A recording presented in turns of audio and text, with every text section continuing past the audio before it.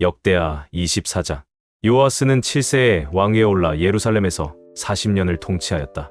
그리고 그의 어머니는 브엘세바 사람 시비아였다.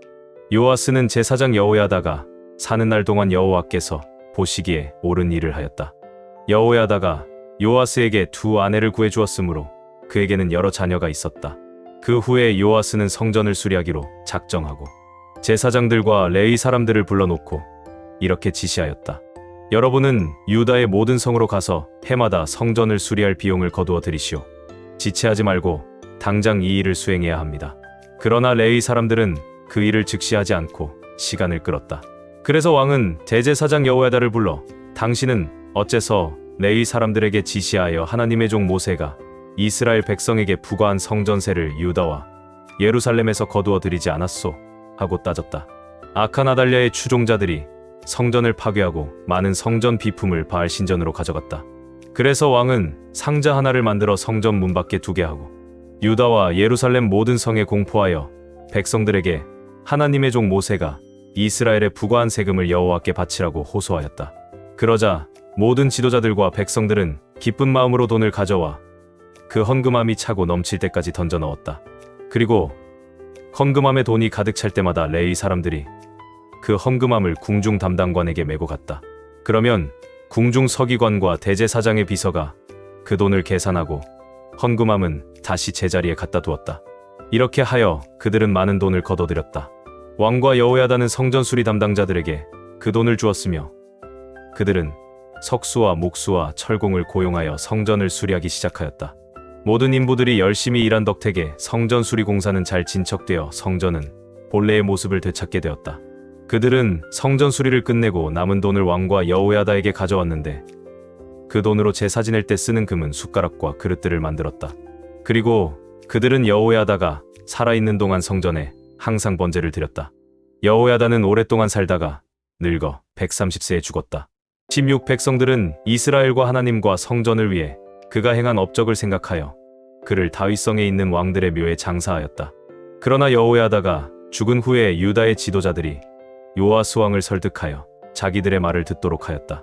그러자 백성들은 그들 조상의 하나님 여호와의 성전에서 예배하는 일을 중단하고 대신 우상과 아세라 여신상을 섬기기 시작하였다. 그래서 그들이 범한 이 죄로 유다와 예루살렘은 하나님의 분노를 사게 되었다. 여호와께서는 예언자들을 그들에게 보내 자기에게 돌아오라고 경고하였으나 백성들은 듣지 않았다. 그때 하나님의 성령께서 제사장 여호야다의 아들 스가랴를 감동시키시자 그는 백성들이 볼 수 있는 높은 곳에 서서 이렇게 외쳤다. 여호와께서는 왜 여러분이 그의 명령에 불순종하고 스스로 불행을 초래하는지 묻고 계십니다. 여러분이 여호와를 버렸으므로 여호와께서도 여러분을 버리셨습니다. 그러나 백성들은 자기들의 음모에 가담한 요아스 왕의 명령에 따라 성전뜰에서 스가랴를 돌로 쳐 죽였다. 이와 같이 요아스 왕은 스가랴의 아버지 여호야다가 자기에게 베푼 은혜를 잊어버리고 그의 아들을 죽이고 말았다. 스가랴는 죽을 때에 여호와여 이것을 보시고 저들의 소행을 갚아 주소서 하고 외쳤다. 몇 달 후에 시리아군이 유다와 예루살렘을 침략하여 나라의 모든 지도자들을 죽이고 수많은 전리품을 다마스커스에 있는 그들의 왕에게 보냈다. 시리아군은 소수의 병력에 불과했으나 여호와께서는 그들이 대군과 맞서 싸워 승리를 얻게 하셨다. 이것은 유다 백성이 그들 조상의 하나님 여호와를 저버렸기 때문이었다. 이렇게 해서 하나님은 요아스 왕을 심판하셨다. 시리아군은 철수하면서 요아스에게 큰 부상을 입혔다. 그들이 떠난 후에 그의 신하 중 두 사람이 제사장 여호야다의 아들을 죽인 것에 대한 보복으로 왕을 죽일 음모를 꾸며 침대에 누워있는 그를 쳐 죽였다. 그는 다윗성에 장사되었으나 왕들의 묘에는 장사되지 않았다.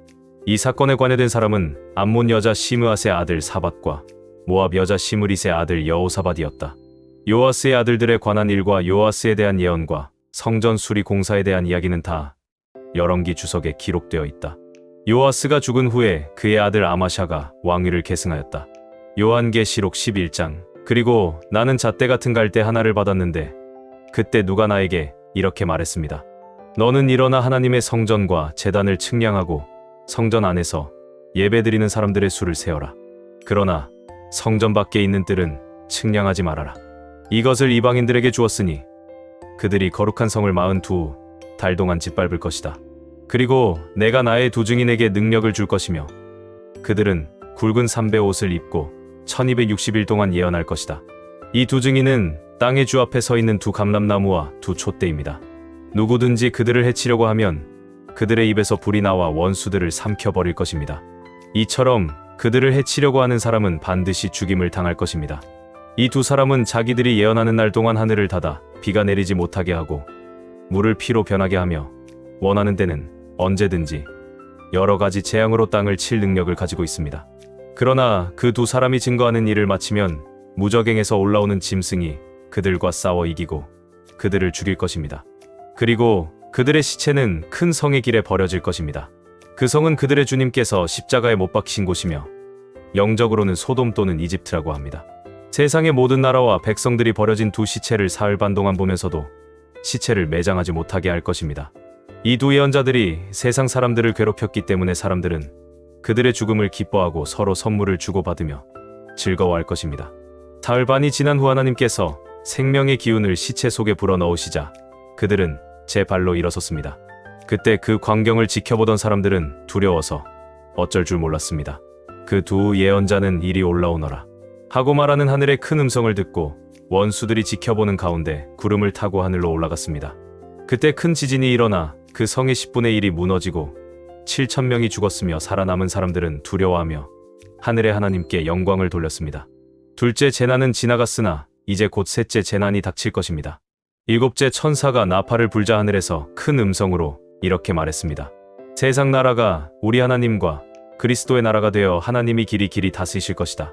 그러자 하나님 앞에 좌석에 앉아있던 24명의 장로들이 엎드려 하나님께 경배하며 이렇게 말하였습니다. 지금도 계시고 전에도 계신 전능하신 주 하나님께 감사를 드립니다. 주님은 큰 능력을 가지고 다스리는 왕이십니다. 이방 나라들이 분노하자 주님의 노여우심이 내렸습니다.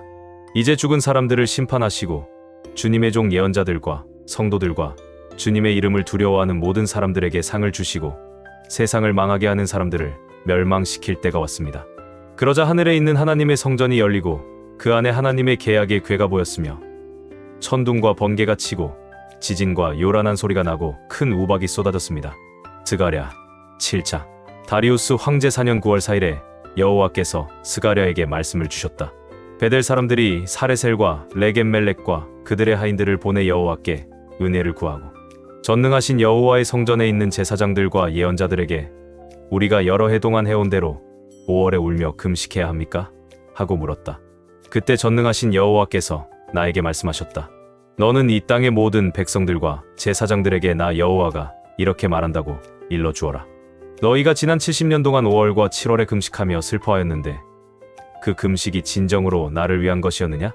너희가 먹고 마실 때에도 전적으로 너희 자신을 위해서 먹고 마신 것이 아니냐?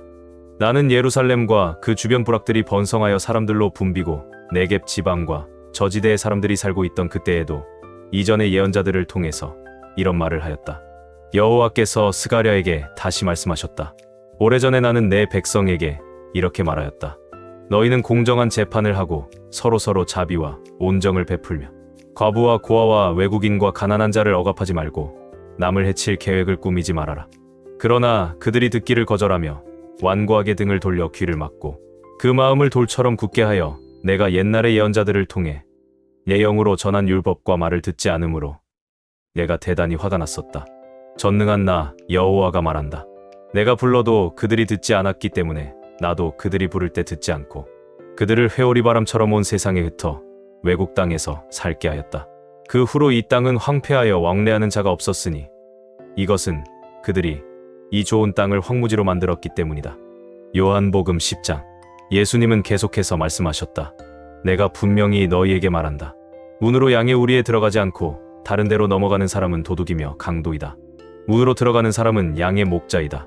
문지기는 그에게 문을 열어주고 양들은 목자의 음성을 알아듣는다.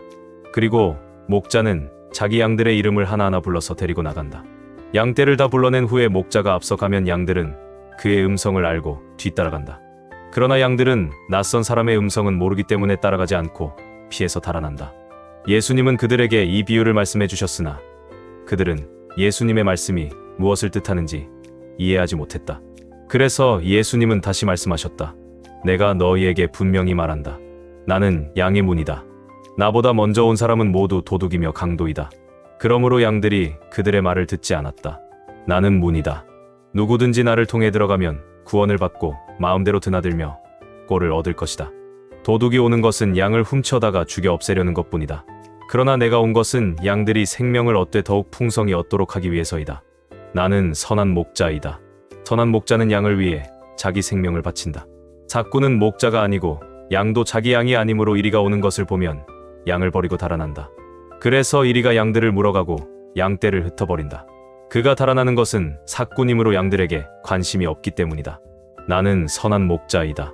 나는 내 양을 알고 내 양도 나를 안다. 15 이것은 아버지께서 나를 아시고 내가 아버지를 아는 것과 같다. 그래서 나는 양들을 위해 내 생명을 버린다. 또 내게는 우리 안에 들어있지 않은 다른 양들도 있다. 나는 그들을 데려와야 한다. 그 양들도 내 음성을 듣고 한 목자 아래서 한 무리가 될 것이다. 아버지께서 나를 사랑하시는 이유는 내가 생명을 다시 얻으려고 내 생명을 버리기 때문이다. 이 생명을 내게서 빼앗아갈 자는 없지만 내가 스스로 버린다. 나에게는 생명을 버릴 권한도 있고 다시 가질 권한도 있다. 이것은 내 아버지에게서 받은 특권이다. 이 말씀 때문에 유대인들 사이에 또 의견이 엇갈렸다. 그들 중에 많은 사람이 그는 귀신 들려 미쳤는데 어째서 그 사람의 말을 듣고 있소 하였고, 또 어떤 사람들은 이것은 귀신 들린 사람의 말이 아니오, 귀신이 어떻게 소경의 눈을 뜨게 할 수 있겠소 하였다. 예루살렘에 수전절이 되었는데 때는 겨울이었다. 예수님은 성전 구내에 있는 솔로몬 행각을 거니로 계셨다. 그러자 유대인들이 예수님을 둘러싸고 당신은 언제까지 우리를 궁금하게 할 셈이오? 당신이 그리스도라면 분명히 말해 주시오 하였다. 그래서 예수님은 그들에게 이렇게 대답하셨다. 내가 이미 말했어도 너희는 믿지 않고 있다. 내가 아버지의 이름으로 하고 있는 이 일들이 나를 증거하고 있다. 그러나 너희는 내 양이 아니므로 나를 믿지 않는다. 내 양은 내 음성을 알아듣고 나는 그들을 알며 그들은 나를 따른다. 내가 그들에게 영원한 생명을 준다. 그래서 그들은 영원히 멸망하지 않을 것이며 아무도 그들을 내 손에서 빼앗아 갈 수 없을 것이다. 그들을 나에게 주신 아버지는 그 무엇보다도 위대하신 분이시므로 아버지의 손에서 그들을 빼앗아 갈 자가 없다. 나와 아버지는 하나이다. 그러자 유대인들이 다시 돌을 들어 예수님을 치려고 하였다. 그때 예수님이 그들에게 내가 아버지의 지시에 따라 여러 가지 좋은 일을 너희에게 많이 했는데 무엇 때문에 나를 돌로 치려고 하느냐 하고 물으셨다. 유대인들이 예수님께 그런 일 때문에 우리가 당신을 돌로 치려는 것이 아니라 당신이 하나님을 모독하기 때문이요, 당신은 사람이면서도 하나님인 체한단 말씀이요 하고 대답하자 예수님이 그들에게 말씀하셨다. 너희 율법이 나는 너희가 신들이라고 말하였다라고 기록되어 있지 않느냐? 하나님의 말씀을 받은 사람들을 신이라고 하였으니 성경 말씀은 없앨 수 없다. 아버지께서 거룩하게 하여 세상에 보내신 내가 나는 하나님의 아들이다 하고 말했다고 해서 어떻게 너희가 당신은 하나님을 모독하고 있소? 라고 말할 수 있느냐? 내가 만일 아버지의 일을 하지 않으면 나를 믿지 말아라. 그러나 내가 아버지의 일을 하거든 나는 믿지 않더라도 그 일만은 믿어라. 그러면 너희가 아버지께서 내 안에 계시고 내가 아버지 안에 있는 것을 확실히 알게 될 것이다. 유대인들이 또다시 예수님을 잡으려고 하였으나 예수님은 그들의 손에서 벗어나 피하셨다. 예수님은 요한이 처음 침례를 주던 요단강 건너편으로 다시 가서 거기에 머무르셨다. 그러자 많은 사람들이 예수님에게 모여들었다. 그들은 요한이 아무 기적도 행하지 않았지만 그가 이분에 대하여 말한 것은 모두 사실이었어 하고 말했으며 많은 사람들이 그곳에서 예수님을 믿었다.